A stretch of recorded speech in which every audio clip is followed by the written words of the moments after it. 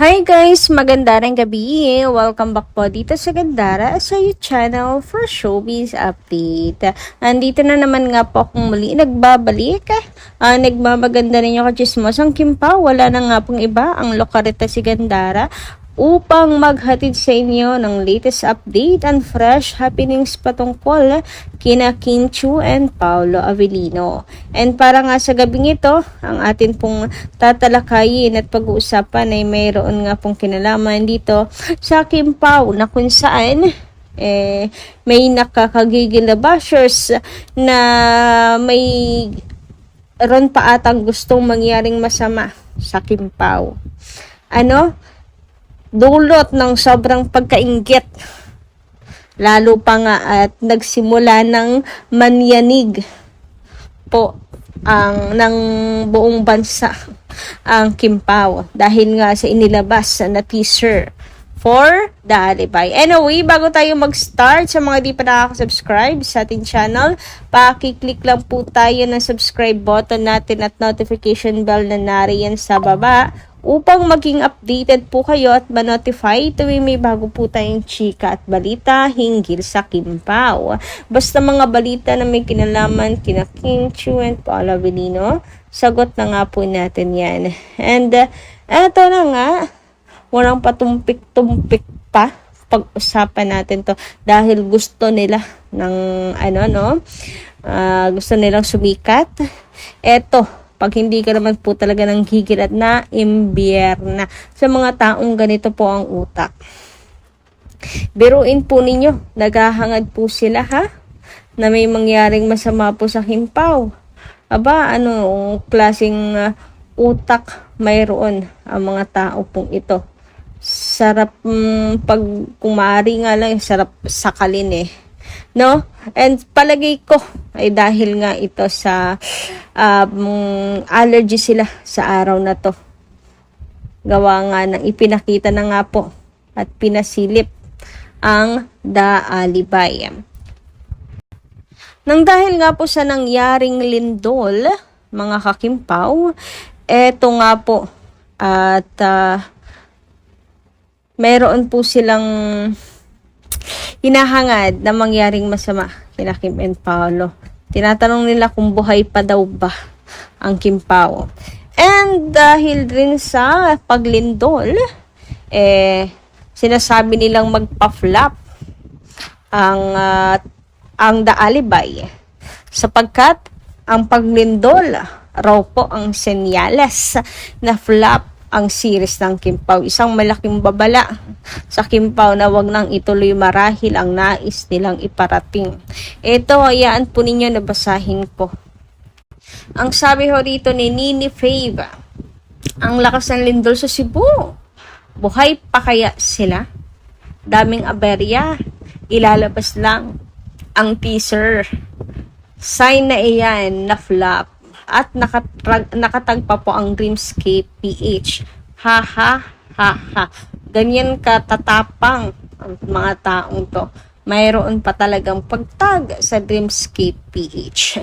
Bakit hindi po kina Kim and Paolo para masampulan kayo, Ayan.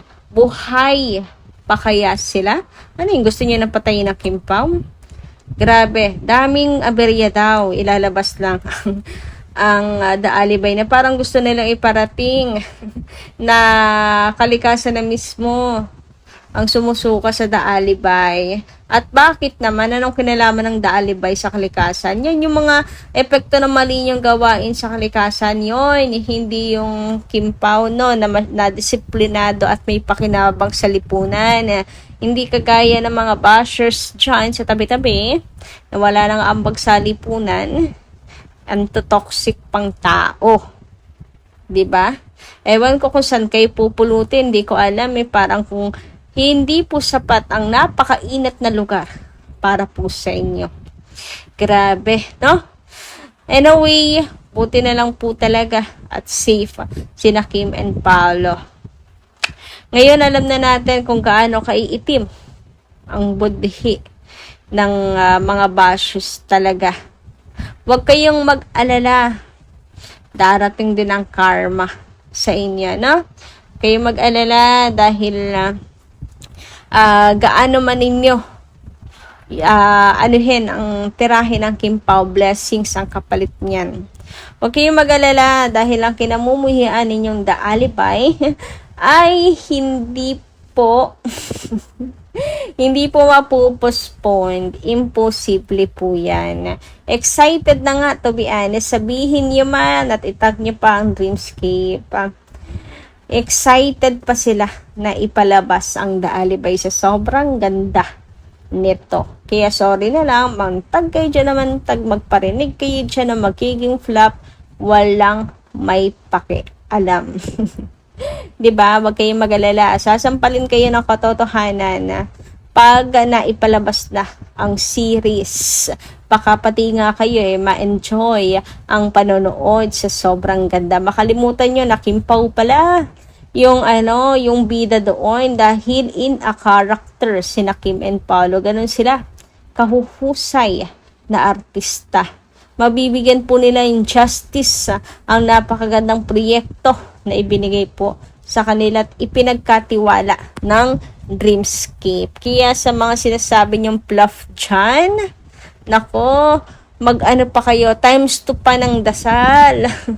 Kasi, imposibleng mangyari yung sinasabi ninyo na magpa-fluff yan. Ngayon pa nga lang iniyayanig na ng Kim Pao ang buong bansa dahil talagang super shock sa sobrang hot ni Kim, sobrang hot din ni Paolo.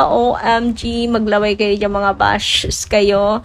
Kahit maglaway kayo kay Paolo, lahat ng yan mula ulo mula dulo ng buhok hanggang kalyo ay kay Kim lamang yan. Walang matitira sa inyo. Kahit pagpantasyahan nyo si Paolo Avellino.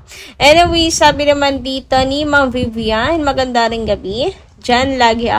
Diyan lagi kong hinahangaan si Kim Chiu. Know how to take good care of her virginity. Ibibigay yan sa kanyang the one na si Paolo or si Pao before babies. That's precious ever for the man she truly loves. Kaya Chinese-Filipina conservative yan. Kaya bless you more. Si Kim na nga for Paolo, heaven knows. Ayun, may kakampi ako dito, si Ma'am Vivian. Naniniwala rin, until now, talagang wala pong isinusukong bataan si Kim Chiu because she know her worth. She know kung kanino lang dapat ibigay doon sa karapat-dapat at talagang the one papangasawa niya.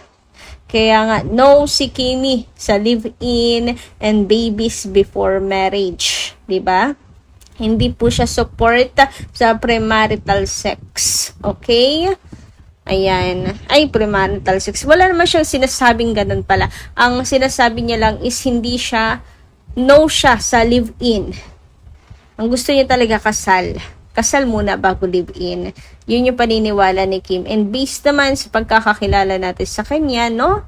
At based sa pagsubaybay natin sa kanya, naniniwala ako na siya po ay not support sa premarital sex. Hindi naman sa tinatapakan yung iba. Pero that's her way to, respect herself. Ayan.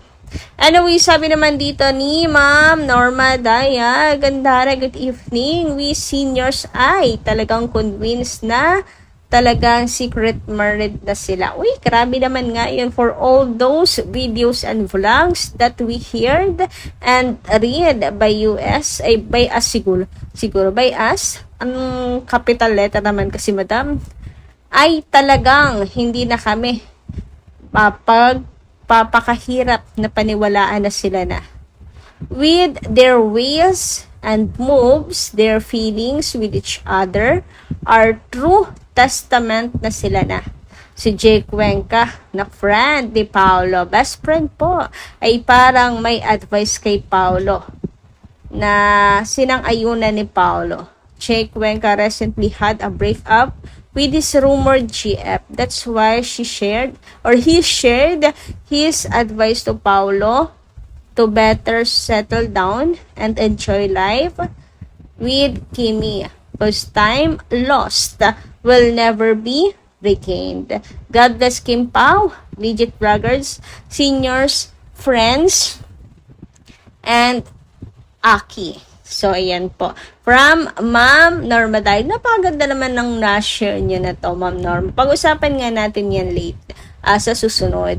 Sabi naman dito ni Ma'am Luwalhati Tenedero. Shoutout po sa inyo, Madam, at magandang gabi din. Ma'am Gandara, aking opinion lang. Tingin ko kay Kim, ayaw na niya yung laging ina-expose yung body niya kasi alam niya na may edad na siya para sa ginagawa niya. Tulad na lamang sa Tanduay. Parang nangyari siya ang showtime ng isang KTV bar.